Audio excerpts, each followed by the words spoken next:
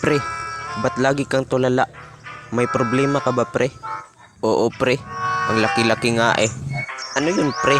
Si Chloe. Ha? Anong problema mo kay Chloe? Crush ko siya, pre.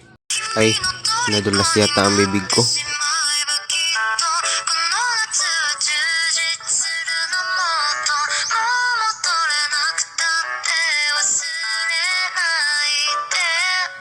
Crush Experience.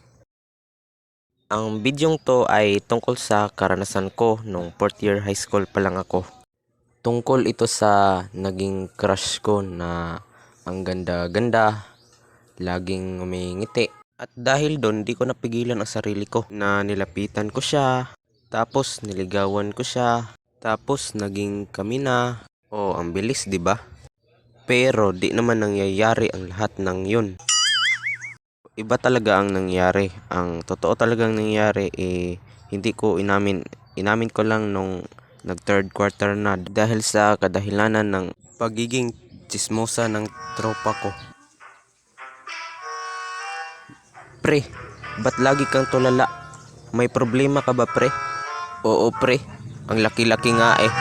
Ano yun, pre? Si Chloe. Ha? Anong problema mo kay Chloe? Crush ko siya, pre. Ay, nadulas yata ang bibig ko.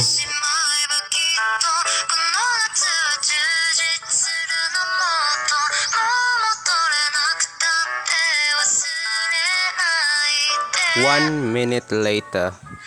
Renz, crush mo pala si Chloe? Ba't alam niya? Isang tao lang pinagsabihan ko doon ah. Sasabihin ko kay Chloe ah. Wag! Chloe, crush ka raw ni Renz. Ay, sorry. May boyfriend na kasi ako eh.